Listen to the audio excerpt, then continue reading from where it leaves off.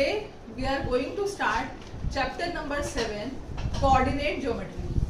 It is of approximate 6 marks, 6 to 7, between 6 to 7. Now first formula, this chapter depends on distance formula, section formula and midpoint formula. Now what is distance formula?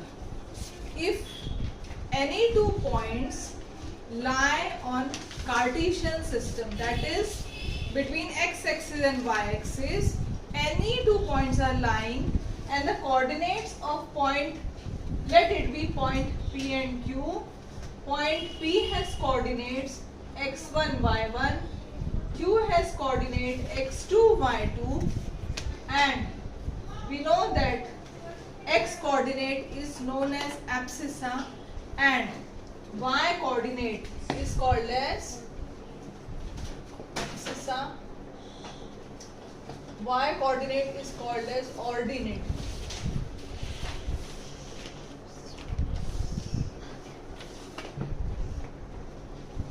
Okay. So any 2 points are lying, and if you have to find out the distance between PQ, we have to obey the formula x2 minus x1 the whole square plus y2 minus y1 the whole square under root of P और Q 2 points हैं, दोनों points लाई कर रहे हैं हमारे graph के ऊपर में.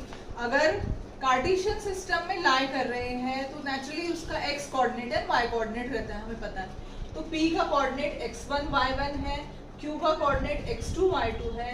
हमें डिस्टेंस PQ पता करना है, तो उसके लिए हमें फॉर्मूला लगेगा x2 minus x1 the whole square plus y2 minus y1 the whole square. Now next formula is section formula. अब ये section formula क्या होता है? अगर एक सेगमेंट है, सपोज एक सेगमेंट है, अगेन हम PQ ले रहे हैं.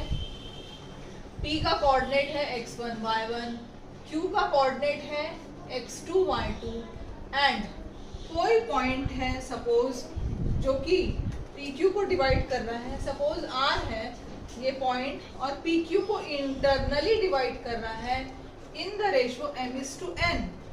इन the ratio m:n internally divide कर रहा है R सेगमेंट PQ को in the ratio m:n. Then by section formula R का कोऑर्डिनेट क्या होगा? तो लेट इट बी R का जो कोऑर्डिनेट है xy है, so x will be equal to mx2 plus nx1 upon m plus n. y coordinate my2 plus ny1 upon m plus n.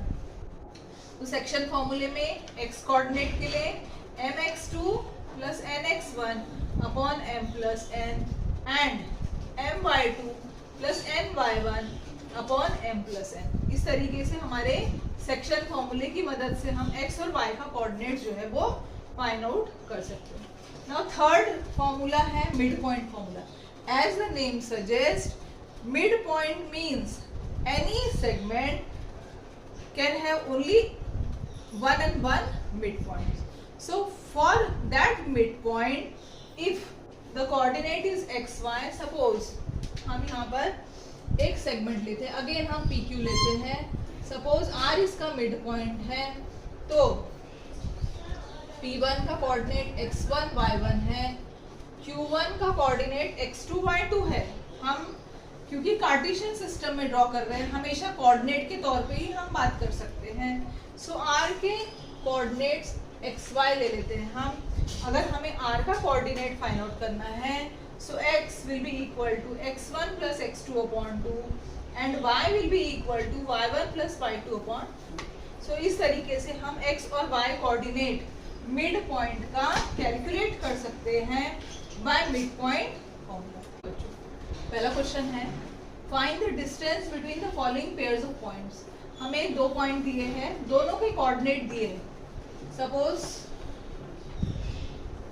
एक point ये है, दूसरा पॉइंट 4,1 और दोनों के कोऑर्डिनेट x1 y1 है, x2 y2. तो हमें क्या करना है, ये दो जो पॉइंट है, कोई भी पॉइंट हो सकता है, उन्होंने कोई नेमिंग किया ही नहीं है, तो ये दो पॉइंट के बीच का डिस्टेंस निकालना है, तो हम कहेंगे by distance formula, by distance formula, और फॉर्मूला लिखेंगे अपन x2 minus x1 the whole square plus y2 minus y1 the whole square. Value substitute कर देना है। x2 हमने 4 लिया है, 4 माइनस x1 हमने 2 लिया है, 4 minus 2 the whole square, y2 हमने 1 लिया है, माइनस y1 हमने 3 लिया है। सो this will be 4 minus 2, 2 square, 1 minus 3, अब साइन का ध्यान रखना है, प्लस माइनस माइनस करेंगे, साइन बड़े की डालेंगे। Now 2 square 4, 2 square 4, 4 plus 4 is 8, और 8 का अगर हम स्क्वायर रूट निकालेंगे ये होता है 4 2 जा 8, 4 का स्क्वायर रूट 2। सो हमारा चलो determine if the points 1 5 2 3 minus 2 minus 11 collinear है क्या, ये हमें पता करना है। Let a is equal to 1 5, b is equivalent to 2 3, c is equivalent to minus 2 minus 11। हमने अपनी तरफ से 3 नाम दे दिए ताकि हमारे लिए कन्वीनियंट हो जाए ना। By distance formula, distance A B हम कैसे फाइंड आउट करेंगे, फॉर्मूला लगाएंगे x2 minus x1 the whole square plus y2 minus y1 the whole square. So x2 A B में x2 हमारा x1 y1 और ये हमारा x2 y2। x2 की वैल्यू 2 है, minus 1 the whole square, 3 minus 5 the whole square. So this will 2 minus 1 1 square, 3 minus 5 minus 2 square. So 1 square 1 plus 4 gives you root 5। A B हमने निकाला। अब B C same, B C equal to x2 minus x1, अब ये x1 y1 ये x2 y2। So minus 2 the whole square, minus 11 minus 3 the whole square which is equal to minus 4 square, minus 11 minus 3 minus 14 square, minus 4 square 16, 14 square 196, 196 और 16 को हम add करेंगे 212, 212। इसके factors निकालेंगे,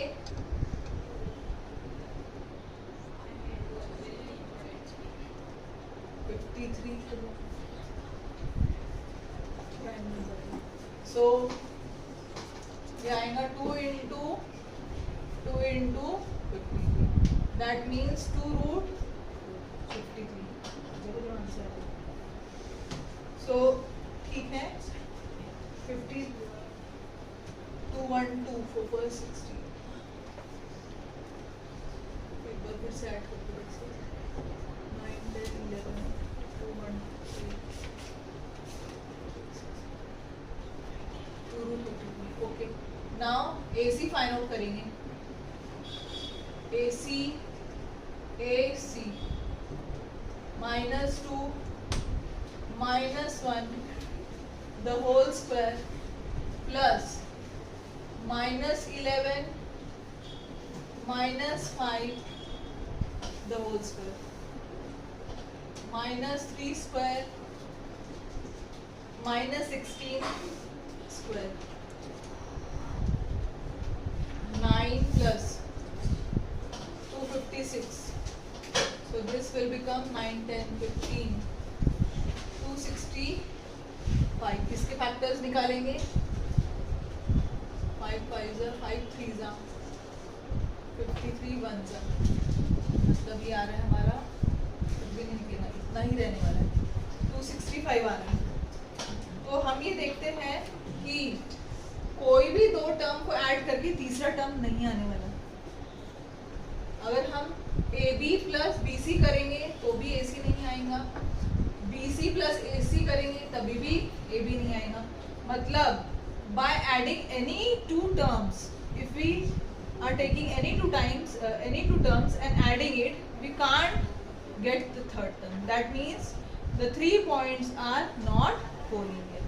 Therefore हम लिखेंगे यहाँ पर एक कंडीशन लिखेंगे, AB plus BC is not equal to AC. तीनों कंडीशन लिखेंगे, BC plus AC not equal to AB and AB plus AC not equal to BC. Therefore the points are not collinear. Not collinear.